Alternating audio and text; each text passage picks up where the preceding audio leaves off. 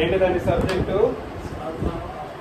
సాతాను లేదనంటే అపవాది. ఇవాళ ఈ మధ్యలో సంఘంలో ఎవరిని వదిలిపెట్టకుండా ప్రతి ఒక్కరిని కుటుంబాల తరఫున, కుటుంబాల్లో చిచ్చు, మనశ్శాంతి లేకుండా సంఘాల్లోనూ, మన సంఘంలో ఆయా ప్రాంతాల్లో ఉన్నటువంటి సహోదరులు వీళ్ళు ఇబ్బంది పెట్టడం ద్వారా, ఇదంతా సహోదరులు చేస్తున్న తప్పు కాదు. ఇవి వాళ్ళ వలన కలిగినవి కాదు. ఇదంతా కలిగిస్తున్న వాడు వీడి ద్వారా కార్యక్రమాలు జరుగుతున్నాయన్న సంగతిని మనం ముందుగా అర్థం చేసుకోవాలి. ఇది ఎవరిని నిందించడం కోసం కాదు, దీనిలో ఎవరి తప్పు లేదు.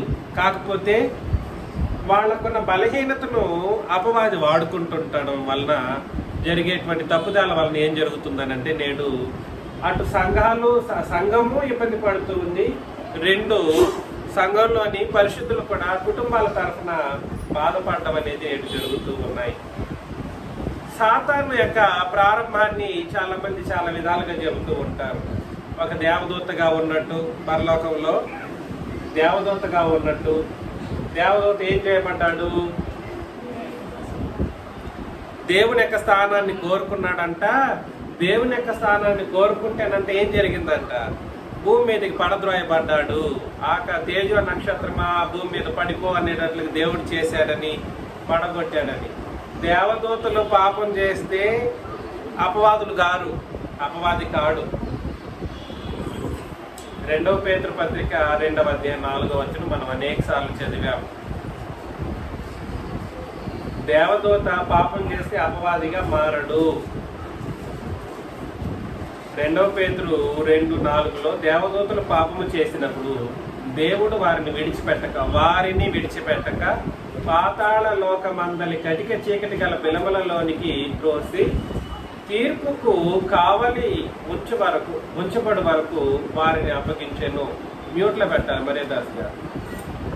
పాతాళ లోకంలో దేవదూతలు పాపం చేసి ఏం చేస్తారండి? దేవుడు ఏం చేస్తాడు? భూమి మీదకి పడద్రోయడు.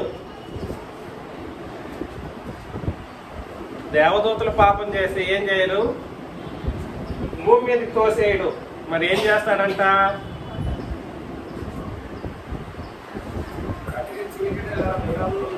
అవునండి, కటిక చీకటి కలిగినటువంటి బిలవలోనికి త్రోసి తీర్పు వరకు కావలిలో ఉంచబడతాడు. ఎవరు? దేవదూతలు. దేవదూత ఎవడైనా పాపం చేస్తే భూమి మీదకి పడదోసేసే అంత పరిస్థితులేమి దేవుడు కలిగి ఉండడు. అర్థం చేసుకోండి. దేవదూత సాతాను ముందు దేవదూత కాదు. సాతాను ముందు దేవదూత కాదు. అర్థమవుతుందండి?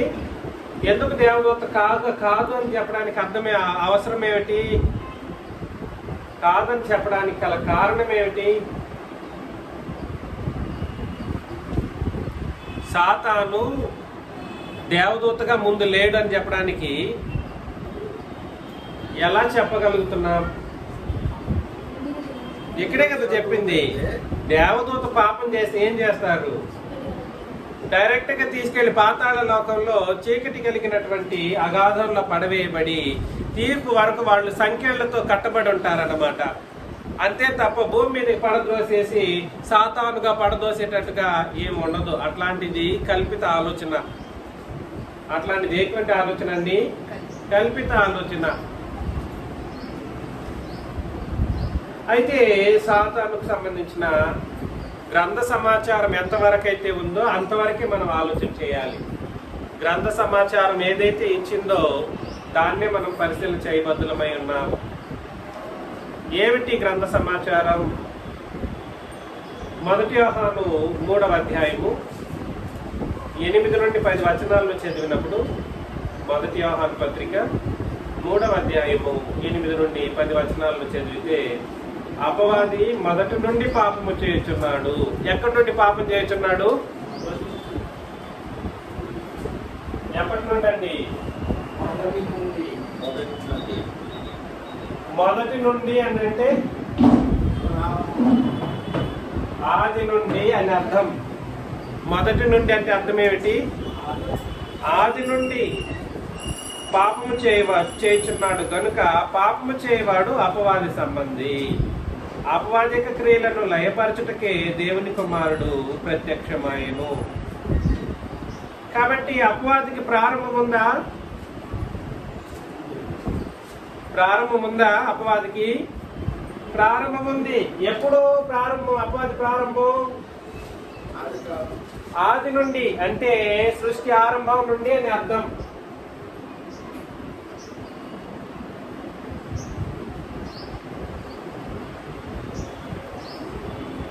సృష్టి ఆరంభం నుండి అపవాది ఉన్నాడు. ప్రారంభం నుండే ఉన్నాడు కానీ సృష్టికి ముందు లేడు. అపవాది ఎక్కడ లేడండి? సృష్టికి ముందు లేడు.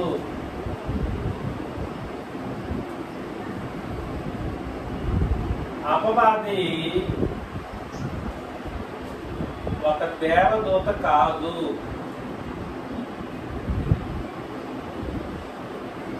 అపవాది ఒక దేవదూత కాదు.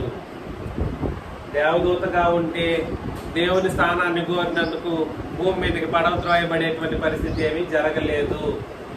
అలా చేయలేదు. అయితే ప్రారంభంలో ఉన్నాడు. ఎక్కడి నుండి ఉన్నాడు? ఆది నుండి ఉన్నాడు, లేదా సృష్టి ఆరంభం నుండి అపవాది ఉన్నాడు. సృష్టికి ముందు లేడు.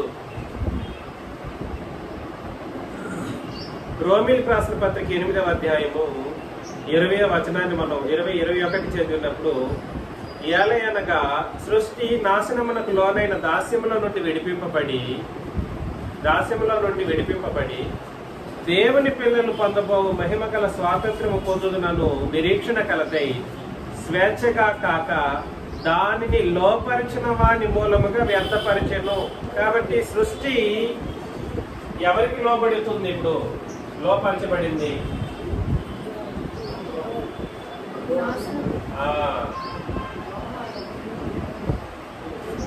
అపవాదికి లోపరచబడింది.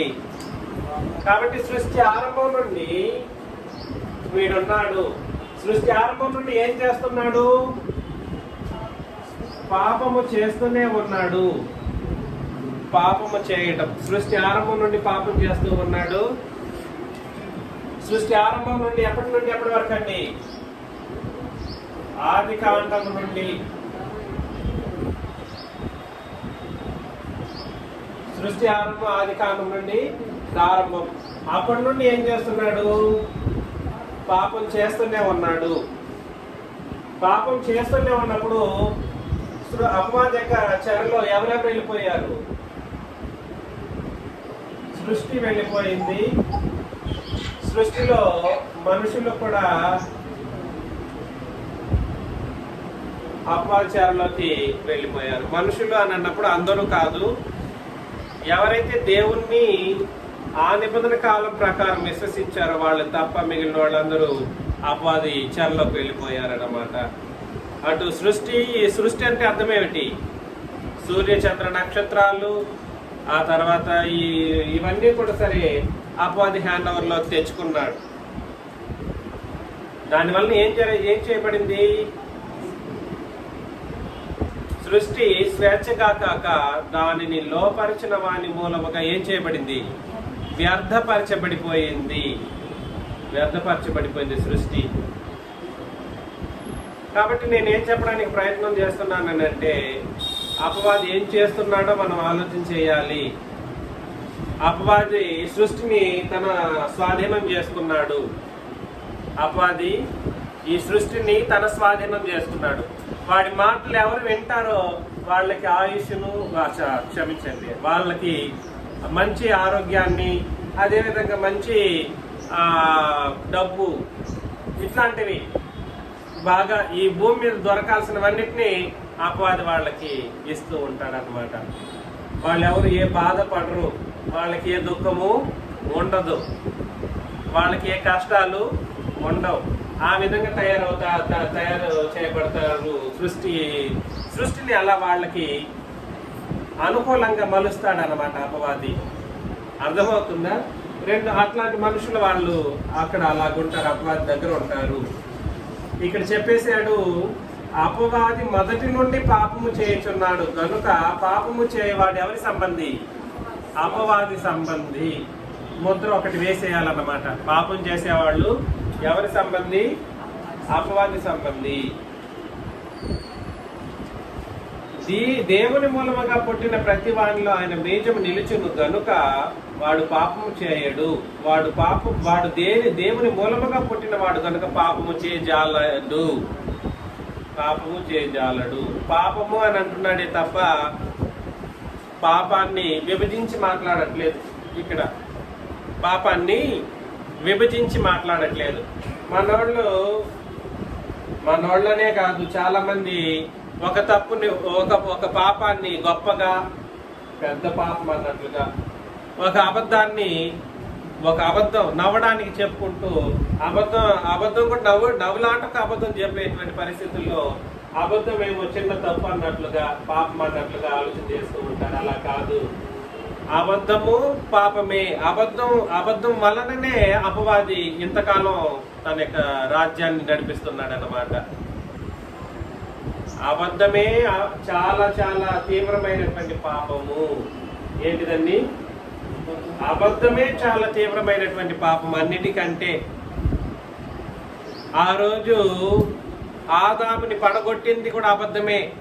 నువ్వు దేవుని వల్లే కావు అని, దేవుని వల్లే అయిపోతావని ఒక అబద్ధాన్ని ఎప్పుడైతే చెప్పాడో అప్పుడే తినడం జరిగింది. దేవుని వలన, దేవతల వలన మారిపోతారని చెప్పినందుకు అది పెద్ద అబద్ధం కదండి. అబద్ధంతో ప్రారంభమైంది. అబద్ధంతో పాపం అనేది ప్రారంభం. పాపం ఎలా ప్రారంభమైంది? దేంతో ప్రారంభమైంది? అబద్ధంతోనే పాపం ప్రారంభమైంది. ముగింపు కూడా అబద్ధంతోనే జరుగుతుంది. గుర్తుపెట్టుకోండి. ఈ లోకం యొక్క ముగింపు కూడా సరే అబద్ధం వల్లనే ముగించబడబోతుంది అనే విషయాన్ని కూడా మనం గుర్తించాలి. 20వ వచనం, ప్రకటన గ్రంథం 22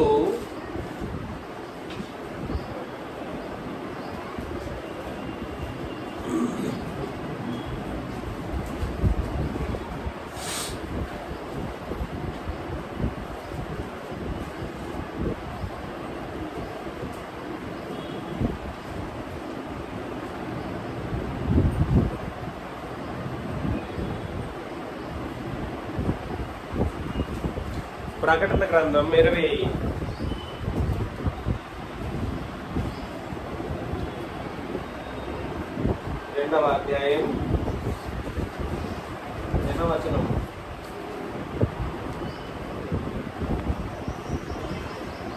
15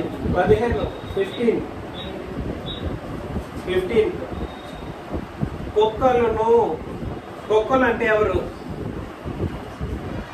కుక్కలు అంటే ఎవరండి? కుక్కలు తీసుకెళ్ళిపోయి పడేస్తాడు. మిగిలిన జంతువులు ఏమైపోవాలి? గాడిదలు ఏమవ్వాలి? ఆ తర్వాత ఏంటండి, ఎద్దులు ఏమవ్వాలి? ఈ ఆవులు ఏమైపోవాలి? పందులు ఏం కావాలి? ఆ తర్వాత పక్షులు ఏం కావాలి? ఇవన్నీ వాటిని గురించి చెప్పలేదు. కుక్కలు అని ప్రత్యేకించి ఎందుకు అన్నాడనంటే, కుక్కలు అనే వాళ్ళు ఎవరు? ధర్మశాస్త్రమును పాటించే వాళ్ళనే కుక్కలు అని చెప్పడం జరిగింది. కుక్కలను, మాంత్రికులను, వ్యభిచారులను, నరహంతకులను, విగ్రహారాధికులను, అబద్ధమును ప్రేమించి జరిగించేవారు. ముగింపు అదే. అబద్ధం అనుకుంటుంటారు సులభంగా. అబద్ధం ఏమి తప్పు కాదన్నట్టుగా దయచేసి ఆలోచన చేయండి. అబద్ధం అనేది నరకానికి దారి తీసేంత ఒక పరిస్థితి. ఇక్కడ వ్యభిచారులు గొప్ప తప్పు, వ్యభిచారం గొప్ప తప్పు, అబద్ధం మాట్లాడటం తప్పు అనేటట్లుగా ఏమీ లేదు. వాళ్ళు నరకానికి వెళతారు. అబద్ధం చెప్పిన వాళ్ళు కూడా. భూమి మీద ఏముందండి, మనం అవమానపరచబడే పరిస్థితులు వచ్చినప్పుడు మనం అబద్ధం చెప్పడానికి వెనకాడం. అందరి ముందు మనం మంచి వాళ్ళంగా కనబడడానికి మనం ఏం చేస్తామని అంటే, ఏం చేస్తాము? అబద్ధం చెప్పేస్తూ ఉంటాం. కానీ దేవుని ముందు గొప్ప వాళ్ళగా ఎవరు చూడబడతారని అంటే, సందర్భం వచ్చి మన యొక్క తప్పిదాన్ని మనం ఒప్పుకోవాల్సిన సందర్భం వచ్చినప్పుడు అబద్ధం చెప్పకుండా అవును చేశాను క్షమించండి అని ఒక మాట చెబితే అంతకంటే మించిన పవిత్రత మరొకటి ఉండదు. ఎందుకు ఒక అబద్ధం చెప్పి నరకానికి పోవాలి? కాబట్టి సృష్టి ఆరంభము అబద్ధంతోనే ప్రారంభమైంది. పాపము ముగింపు కూడా దేనితో ముగించబడుతుంది?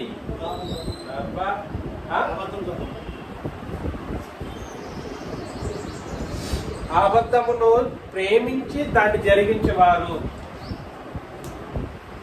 సృష్టి అంతం కూడా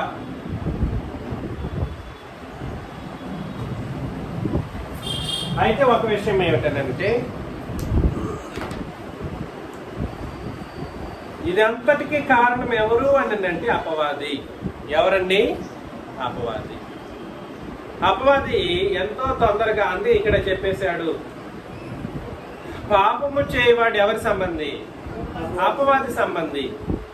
పాపము చేయవాడు ఎవరి సంబంధి? అపవాది సంబంధి. మరలా 1 యోహాను 3వ అధ్యాయంలోకి వెళ్ళిపోతాం. 9-10 దేవుని మూలముగా పుట్టిన ప్రతి వానిలో ఆయన బీజము నిలిచిన. బీజం ఏమిటంటే క్రొత్త నిబంధన. బీజము ఇస్ ఈక్వల్ టు క్రొత్త నిబంధన.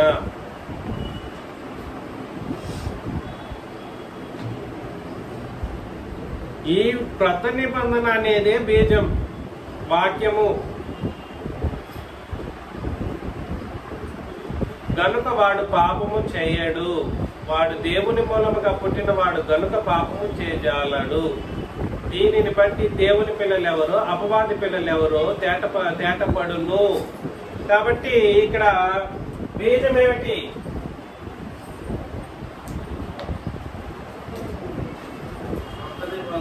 అవునండి, బీజం ఏమిటి? క్రొత్త నిబంధన.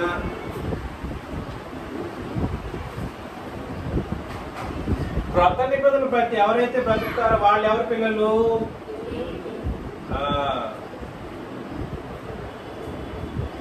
క్రొత్త నిబంధనలు బట్టి బ్రతకని వాళ్ళు ఎవరు? అపవాది పిల్లలు.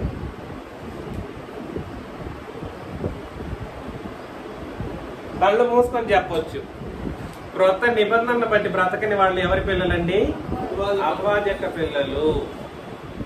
ఇలాగా ఇక్కడ చూడండి, సృష్టి ఆరంభం నుండి కొంతకాలం వరకు సృష్టిని లోపరుచుకున్నాడు. సృష్టిలోని ప్రజలను కూడా సరే తన చెరలోకి లాక్కుని వెళుతూ ఉన్నాడన్నమాట. పాపం చేయించటం, తన బొట్టలో వేసుకోవటం, అలాగా సర్వలోకాన్ని ఏం చేసాడో ఒకసారి చదువుతాం. ప్రకటన గ్రంథం 12వ అధ్యాయము 9. ప్రకటన గ్రంథం 12:9 మనం చదివినప్పుడు, కాగా సర్వలోకమును మోసపుచ్చుచు. ఇక్కడ మా ఆలోచన చూడండి, ఇక్కడ చూడండి, మోసము దేంతో ప్రారంభం అవుతుందని అంటే కూడా అబద్ధంతోనే. మరలా రిపీట్ చేస్తున్నాను, మోసపోవడానికి ఏదేదో చేయాల్సిన అవసరం లేదు. నమ్మించటానికి చెప్పాల్సింది ఏమిటి? చెప్పాల్సిందంతా ఒకటే. ఏమిటది? అబద్ధం. అలాగే అబద్ధంతోనే ఏం చేశాడంటే అపవాది సర్వలోకమును మోసపుచ్చాడు.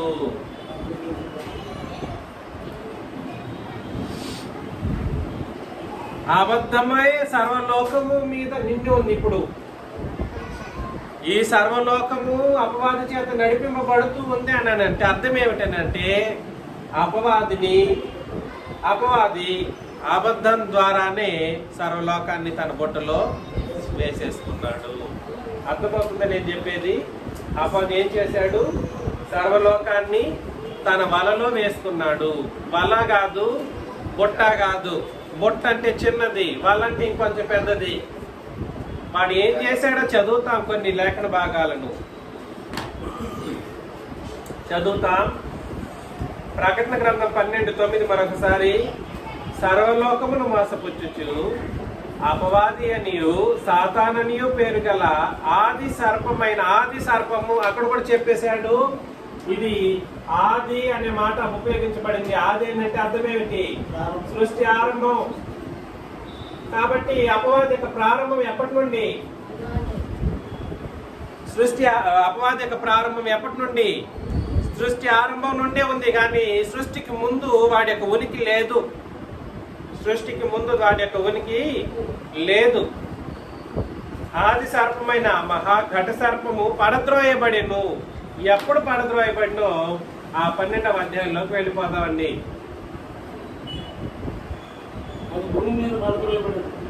ఆగండి. ప్రకటన గ్రంథం 12. నేను ఇంతకు ముందు కూడా తెలియజేశాను, మరలా రిపీట్ చేస్తున్నా. 12వ అధ్యాయం చాలా జాగ్రత్తగా అర్థం చేసుకోవాలి. నేను తొందరగా వెళ్ళిపోతాను. ప్రకటన గ్రంథం 12వ అధ్యాయం 1వ వచనం. అప్పుడు పరలోకమందు ఒక గొప్ప సూచన కనబడిను. అదేదనగా సూర్యుని ధరించుకొని ఒక స్త్రీ ఆమె పాదముల క్రింద చంద్రుడును, శిరస్సు మీద 12 నక్షత్రముల కిరీటమును ఉండెను. సూర్యుని ధరించుకున్నది. సూర్యుడు ఎవరు అంటే నీతి సూర్యుడు, తండ్రైన దేవుడు. ఆయన ధరించుకున్న స్త్రీ ఇశ్రాయేలు రాజ్యం.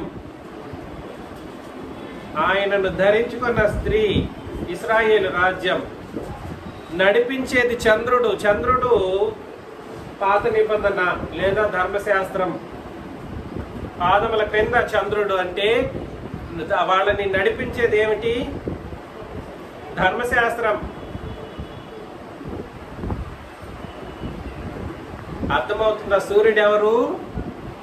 తండ్రైన దేవుడు, నీతి సూర్యుడు. స్త్రీ ఎవరు? ఇశ్రాయేలు రాజ్యం. చంద్రుడు ఏంటి?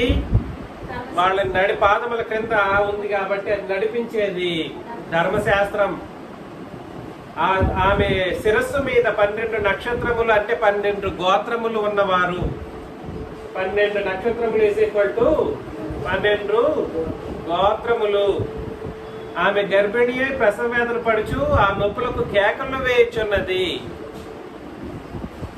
అంటే అర్థం ఏమిటంటే యేసు ప్రభు పుట్టబోయే సమయానికి ఇశ్రాయేలు రాజ్యం చాలా దుఃఖకరంగాను కష్టంలోనూ ఉంది. 3వ వచనం. అంతట పరలోకమందు ఇంకొక సూచన కనబడిను. ఇదిగో ఎర్రని మహాఘట సర్పము, దానికి 7 తలలను 10 కొమ్ములను ఉండెను. 7 తలలు అంటే ఏమిటి? 7 రాజ్యాలు. అప్పటికి ఖండాలు లేకుండా పోయి ఉండొచ్చేమో. 7 ఖండాలు, 7 ఖండాలను అంటే సర్వ ప్రపంచాన్ని అపవాది ఏం చేశాడు? తన వలలో వేసుకున్నాడు. 10 కొమ్ములను ఉండెను. ఎర్రని మహాఘట సర్పం ఎలా ఉంది? ఆ కలరు, ఆ సర్పం యొక్క కలరు ఎరుపు కలర్ అన్నమాట. ఎరుపు ఆల్వేస్ డేంజర్ అన్నమాట. దాని తోక ఆకాశ నక్షత్రములలో 3వ భాగము నీర్చి భూమి మీద పడవేసెను. దాని తోక నక్షత్రముల్లో 3వ భాగము నీర్చి అంటే సృష్టిని తన చెంతలోనే వేసుకునింది. అది ఎక్కడ పడవేసింది? భూమి మీద పడవేసింది. అర్థం చేసుకోండి. కననై ఉన్న ఆ స్త్రీ కనగానే ఆమె శిశువును మింగివేయవలనని ఆ ఘట సర్పం స్త్రీ ఎదుట నిలుచుచుండెను. ఇక్కడ చెప్పబడుతున్నదంతా ఆత్మ సంబంధంగానే ఆలోచన చేయాలి. ఆమె శిశువు ఎవరు? యేసు ప్రభు. స్త్రీ సంతానము. స్త్రీ సంతానం, కన్యక సంతానం కాదు. ఎవరి సంతానం? ఆయన స్త్రీ సంతానము. స్త్రీ సంతానం. అది ఏం చేసిందా అంటే భూమి మీద అంటే ఈ దేవుని ప్రజలు కాని ప్రజలందరినీ తన వశంలో పెట్టుకునిందని అర్థం. భూమి మీద అనంటే దేవుని ప్రజలు లేని చోటు. రాసుకోండి. భూమి మీద.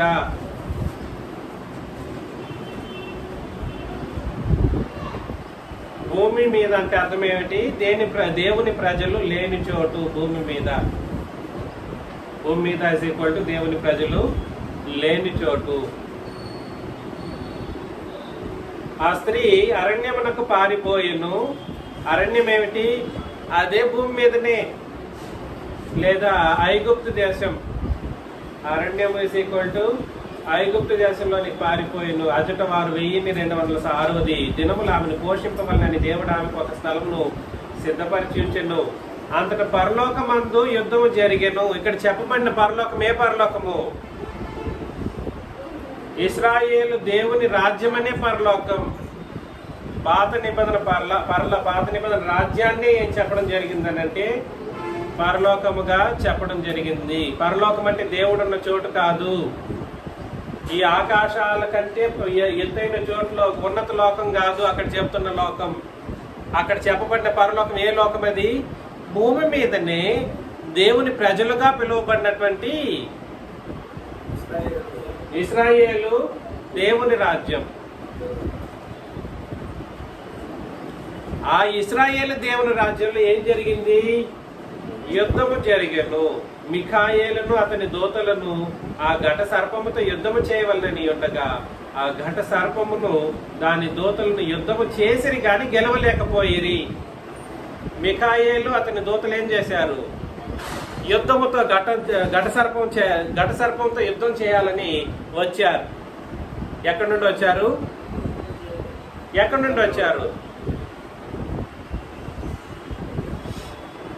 పరలోకమందు యుద్ధం జరిగింది. మిఖాయేలును అతని దూతలను ఆ ఘట సర్పంతో యుద్ధము చేయవలని ఉండగా, యుద్ధము చేయాలని ఉన్నారు, చేశారా?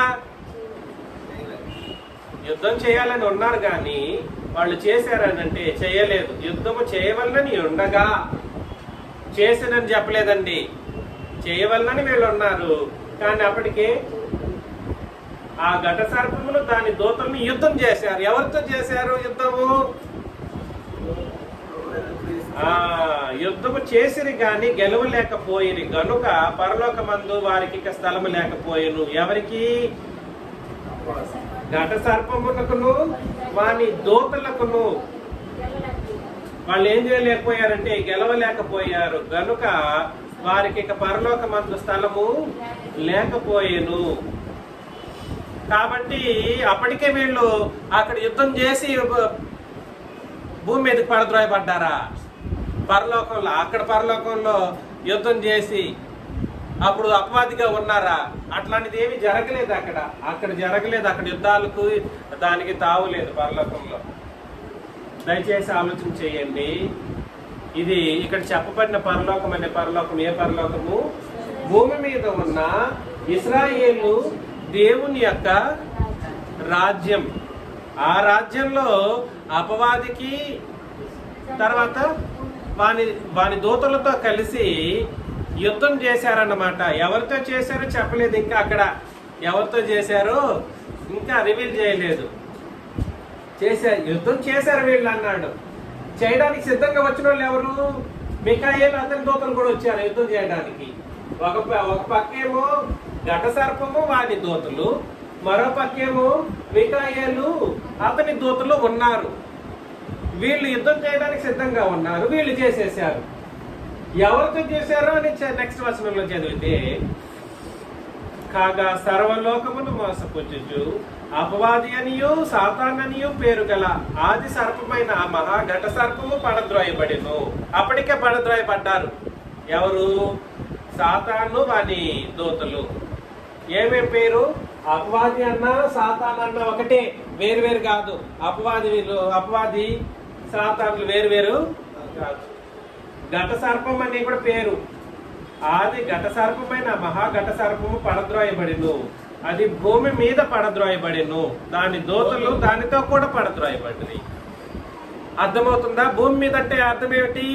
ఇశ్రాయేలు దేవుని రాజ్యం కానీ లేదా దేవుని యొక్క అధికారము లేని చోటు. భూమి మీదనే దేవుని యొక్క అధికారము లేని చోటుని ఏమని అన్నాడంటే భూమి మీద పడద్రోయబడిను. భూమి అంటే ఆకాశంలో నుండి పడద్రోయబడి ఈ భూమి మీద కాదు పడద్రోయబడింది. అట్లని కాదు దాని అర్థం. దేవుని అధికారం ఉన్న చోట నుండి, దేవుని అధికారం ఎవరి దగ్గరైతే లేదో అక్కడికి ఏం చేయబడ్డాడు? అపవాది వాని యొక్క దూతలందరూ కూడా పడద్రోయబడిను. ఇది బాగా అర్థం చేసుకోవాలి. 10 మరియు ఒక గొప్ప స్వరము పరలోకమందు ఈలాగు చెప్పుట వింటిని, రాత్రి మగళ్ళు మన దేవుని ఎదుట మన సహోదరుల మీద నేరము మోపవాడైన అపవాది పడద్రోయబడి ఉన్నాడు గనుక ఇప్పుడు రక్షణయు శక్తియు రాజ్యమును మన దేవుని వాయును, ఇప్పుడు అధికారము ఆయన క్రీస్తుదాయును. రాజ్యము వేరు, రాజ్యాధికారం వేరు కాదు, రెండు ఒకటే.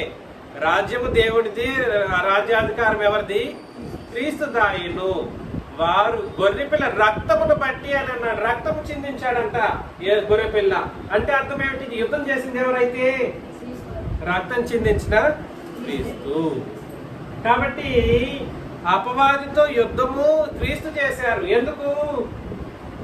ఆ రక్తమును బట్టి, తామిచ్చిన సాక్ష్యమును బట్టి వారిని జయించి ఉన్నారు, కానీ మరణము వరకు తమ ప్రాణములను ప్రేమించేవారు కారు. అందుచేత పరలోకమా, పరలోక నివాసులారా ఉత్సహించుడి.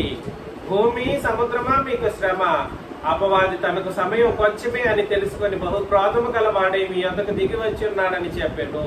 ఆ ఘట సర్పము తాను భూమి మీద పడద్రోయబడి ఉండట చూచి ఆ మగ శిశువును కన్న స్త్రీని హింసించెను. ఇశ్రాయేలునందరినీ తన రాజ్యంగా మార్చుకోవడానికి చాలా హింసించేశాడు. అర్థం చేసుకోవడానికి ఆయన ప్రయత్నం చేయండి. ఇది చాలా సులభంగానే అర్థం చేసుకోవాలి, కానీ క్లిష్టతరం చేశారు మనుషులు. ఒక అతనేమో హేరోదు కని రాశాడు, దేవదానం గారు హేరోదు కని ఈ విషయాన్ని రాశాడు. అది అత్యంత అబద్ధం. హేరోదు ఆ ఘట సర్పం ఎవరంటే హేరోదు అన్నట్టుగా ఇంకేదేదో ఆయనే చెప్పాడు, ఇంకెవరో చెప్పారో తెలియదు, అలా చెప్పారు కొంతమంది, లేనిపోని మాటలను ఉపయోగించి మాట్లాడారు. అయితే ఇక్కడ మనం గుర్తించవలసిన విషయం ఏమిటంటే, అపవాది ఏం చేశాడంటే అప్పటి వరకు సృష్టి ఆరంభం నుండి సర్వలోకాన్ని ఏం చేసేసాడు? మోసం చేసేసాడు. ఈ సర్వలోకాన్ని మోసం చేసిన తర్వాత యేసు ప్రభు ఏం చేశాడంటే, యుద్ధం చేశాడు. ఎలాంటి యుద్ధం అని అంటే, ఆ ప్రభుని క్రీస్తే ప్రాణం పెట్టేంత యుద్ధం జరిగిపోయింది. ఆ ప్రభుని క్రీస్తే ప్రాణం పెట్టేంత యుద్ధం జరిగిందన్నమాట. అది నీ కొరకు నా కొరకు జరిగినటువంటి యుద్ధం. ఎవరి కొరకు? నీ కొరకు, నా కొరకు. అప్పటి వరకు సర్వలోకం ఏమైపోయింది? అపవాది చేత మోసపుచ్చబడింది, అబద్ధాన్ని నమ్మింది. మోసపుచ్చడం అంటే అర్థమేమిటో కాదు, అబద్ధాన్ని నమ్మింది. ధర్మశాస్త్రము నీతి కలిగింది అయినప్పటికీ ధర్మశాస్త్రం వలన అబద్ధాలు పుట్టుకొచ్చేసాయి. ఆనాటి ఇశ్రాయేలీలు కూడా ఒక ఆజ్ఞను ఎలాగైతే పాటించాలో ఆ ఆజ్ఞను అలా పాటించకుండా అబద్ధాన్ని నమ్మారన్నమాట. నేను చెప్పాను మత్తయి మార్కు లోక యోహాను సువార్తల్లో, యేసు ప్రభువు చెప్పిన వాస్తవిక ధర్మశాస్త్రం వేరు, అదే ఒరిజినల్ ధర్మశాస్త్రం. అంతకు ముందు మోషే చేత ఇవ్వబడినటువంటి ధర్మశాస్త్రము ఒరిజినలే అయినప్పటికీ దాన్ని అర్థం చేసుకునే విధానంలో అపార్థం చేసుకుని అబద్ధాలను జరిగించారన్నమాట. అలాగే ఇశ్రాయేలు జనాంగం కూడా సరే సర్వలోకంలోకి భాగంగా మారిపోయింది. ఈ గొడవలో ఒక 12 మంది మనుషులు ఏమైపోయారో చదువుతాం.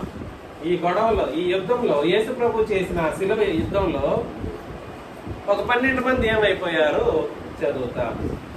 20 అధ్యాయం మరలా వెళ్ళిపోదాం. ప్రకటన గ్రంథం 20.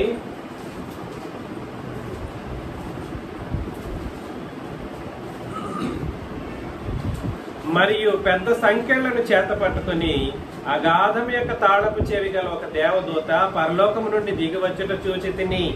ఏం పట్టుకున్నది దేవదూత? పెద్ద సంఖ్యలు. అగాధం యొక్క తాళపు చెవి గల దేవదూత పరలోకము నుండి దిగి వచ్చుట మేము చూచి తిని. అతడు ఆది సర్పమును అనగా అపవాదియు సాతానును అను ఆ ఘట సర్పమును పట్టుకొని 1000 సంవత్సరములు వానిని బంధించి అగాధములో పడవేసి. వీడిని కూడా ఎక్కడికి తీసుకెళ్లారు? అపవాదిని కూడా ఎక్కడికి తీసుకెళ్లారు? ముందుగా మనం ఏమైనా ఆలోచన చేసామనంటే, తీర్పు దినం వరకు బంధించి పెడితే అది ఎవరు? దేవదూతలు తీర్పు దినం వరకు బంధించి పెడతారు, కానీ అపవాది తీర్పు దినం వరకు బంధించి పెట్టబడడు. ఈ వ్యత్యాసం మీరు గుర్తించాలి. ఆ గాధంలోకి తీసుకెళ్ళినప్పటికీ తీర్పు దినం వరకు బంధించి పెట్టేది ఎవరిని? దేవదూతల్ని, అపవాదిని కాదు. అందుకోసమే ఈ వ్యత్యాసం మీకు చెప్పడానికి మొదట ఆ వచనాన్ని కనెక్ట్ చేశాను. మరలా చదవండి. అతడు ఆది సర్పమును అనగా అపవాదియు సాతాను అను ఆ ఘట సర్పమును పట్టుకొని 1000 సంవత్సరములు వారిని బంధించి అగాధములో పడవేసి ఆ 1000 సంవత్సరములు గడిచే వరకు ఇక జనములను మోసపరచుకున్నట్లు అగాధమును మోసి దానికి ముద్ర వేసెను. ఇక్కడ కూడా మరలా ఆ మాట ఉపయోగించడం జరిగింది. ఇక జనాలను ఏం చేయటానికి లేదు.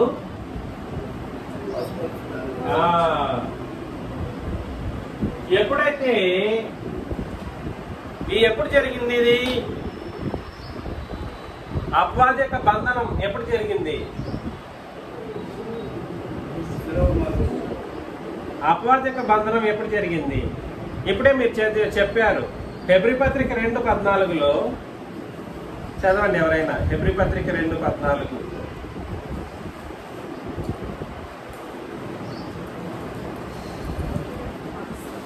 హెబ్రీ పత్రిక 2వ అధ్యాయం 14. కాబట్టి ఆ పిల్లలు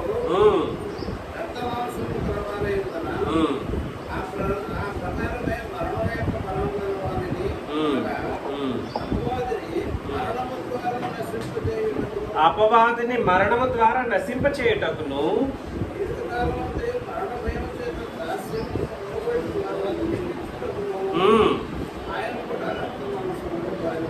కాబట్టి యేసు ప్రభు రక్తమాంసముల పాలివాడైనప్పుడు తన రక్తాన్ని చిందించేటప్పుడు ఏం చేశారు?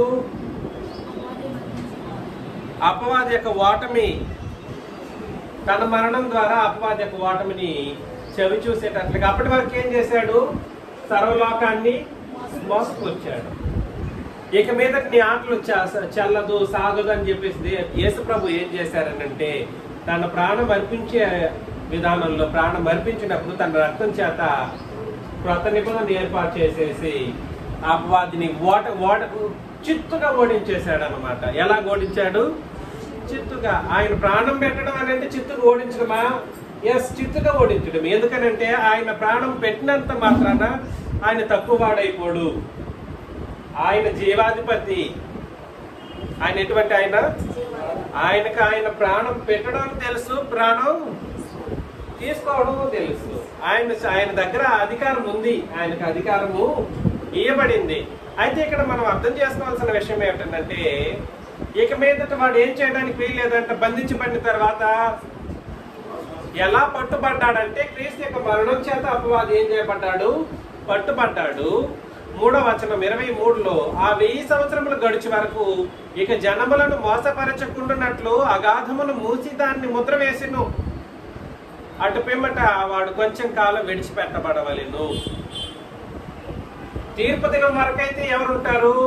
దేవదూతలు ఉంటారు ఎక్కడ? అగాధంలో. కానీ విడిచిపెట్టబడ్డం అంటే అర్థం ఏమిటి? విడిచిపెట్టబడ్డం అంటే అర్థం ఏమిటి? అపవాది గురించి అక్కడ మాట్లాడుతున్నాడని అర్థం అన్నమాట. ఎవరి గురించి మాట్లాడుతున్నారు? అపవాది గురించి. అంతట సింహాసనములను చూచి తిని వాటి మీద ఆసీనులయ్యుండ వారికి విమర్శ చేయుటకు అధికారం ఇయ్యబడిను.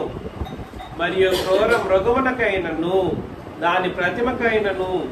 క్రూర మృగం ఏంటిది? అది ఘట సర్పమే క్రూర మృగం. క్రూర మృగం ఏమిటి? ఘట సర్పం. దానికి ఇతరత్ర రూపాలు కూడా ఉంటాయి. క్రూర మృగమునకైనను ఆ ప్రతిమకైనను నమస్కారం వచ్చాయ తమ నొసళ్ళ యందు గాని చేతుల యందు గాని దాని ముద్ర వేయించుకొనని వారిని యేసు విషయమై తామిచ్చిన సాక్ష్యం నిమిత్తమును దేవుని వాక్యం నిమిత్తమును శిరచ్ఛేదనం చేయబడిన వారి ఆత్మలను చూచి తిని. యేసు విషయమై బ్రతికిన వాళ్ళు ఎవరైతే ఉన్నారో వాళ్ళని ఏం చేశారు? వాళ్ళు ఏం చేయబడ్డారు? శిరచ్ఛేదనం చేయబడ్డారు.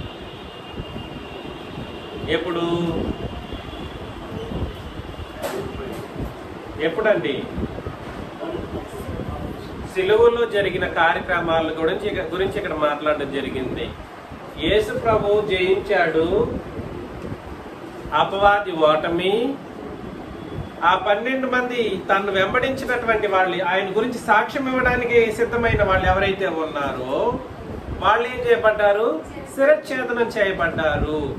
వారి ఆత్మలను నేను చూచితిని. వారు మరలా ఏం చేశారంట?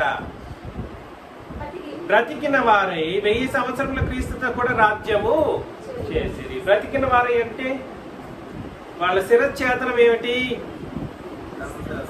ధర్మశాస్త్రాన్ని ఎప్పుడైతే క్రీస్తు తన సిలువలో కొట్టివేసేశారో అప్పుడు వాళ్ళ శిరస్సు అయినటువంటి తండ్రి అయిన దేవుడు ఏం చేయబడ్డారు? వాళ్ళతో సంబంధాన్ని కోల్పోయాడు. వాళ్ళ శిరస్సు ఎవరు? ఇశ్రాయేలీల శిరస్సు తండ్రి అయిన దేవుడు. ధర్మశాస్త్రం కొట్టివేయడం ద్వారా ఈ 12 మంది కాదు, ఇశ్రాయేలీల అందరి యొక్క శిరస్సు ఏం చేయబడింది? వీళ్ళందరూ కూడా చనిపోయారన్నమాట. ఎవరందరూ? అపోస్తులందరూ, అపోస్తులు ప్లస్ ఇశ్రాయేలీలు అందరూ కూడా చనిపోయారు. కాకపోతే బ్రతికిన వారి అన్నోళ్ళే మాత్రం ఎవరనంటే ఆ 12 మంది అపోస్తులు. వారు బ్రతికిన వారై 1000 సంవత్సరముల క్రీస్తుతో కూడా రాజ్యం చేసిరి. అనగా క్రొత్త నిబంధన రాజ్యంలో వాళ్ళు రాజ్యం చేశారు. ఆ 1000 సంవత్సరములు గడిచే వరకు గడమ మృతులు బ్రతకలేదు. ఇది మొదటి పునరుత్థానం. ఏ 1000 సంవత్సరములు? అపవాది బంధించబడినప్పటి నుండి అపవాది విడిచిపెట్టబడేటువంటి దినం ఎంతవరకు అయితే ఉందో దాన్ని ఎంతకాలం అన్నాడు? 1000 సంవత్సరములు. 1000 సంవత్సరములు. అప్పటి వరకు ఎవరు బ్రతకలేదనంట. అనగా క్రొత్త నిబంధన ప్రకారం బ్రతకలేదు. ఇది మొదటి పునరుత్థానం. అనగా బాప్తిస్మం. అప్పటి వరకు ఎవరు కూడా బాప్తిస్మం తీసుకోలేదు. కాబట్టి దాని తర్వాత వచ్చేది నిజమైనటువంటి పునరుత్థానం. దాన్ని మొదటి పునరుత్థానం అంటారు. మొదటి పునరుత్థానం ఇస్ ఈక్వల్ టు బాప్తిస్మం. క్రొత్త నిబంధన బాప్తిస్మం. క్రొత్త నిబంధన బాప్తిస్మం. ఈ మొదటి పునరుత్థానంలో పాలుగలవారు ధన్యులను పరిశుద్ధులైన ఇందురు అని అంటే ఇక మీద జరగబోయే విషయం గురించి మాట్లాడుతున్నాడు. ఇట్టి వారి మీద రెండవ మరణమునకు అధికారం లేదు. మీరు దేవునికి క్రీస్తుకును యాజకులై క్రీస్తుతో కూడా 1000 సంవత్సరముల రాజ్యము చేయుదురు. అంటే ఇది భూమి మీదనే జరిగే ఒక కార్యక్రమం. ఈ 1000 సంవత్సరములు గడిచిన తర్వాత 1000 సంవత్సరములు 50 రోజులు అని చెప్పబడినటువంటి సిలువ నుండి సంఘం యొక్క ఏర్పాటు అయ్యేంత వరకు, సిలువ నుండి సంఘం యొక్క ఏర్పాటు అయ్యేంత వరకు ఒకటి అపవాది ఏం చేయబడతాడు? బంధించబడతాడు. 2 ఆ 12 మంది మళ్ళా బ్రతుకుతారు. అనగా క్రొత్త నిబంధన ప్రకారం బ్రతికిన వాళ్ళుగా ఉంటారు. 3 సంఘం అప్పటి వరకు లేదు కాబట్టి ఆ 50 రోజుల తర్వాత సంఘం యొక్క ఏర్పాటు చేయడం జరుగుతుంది. 4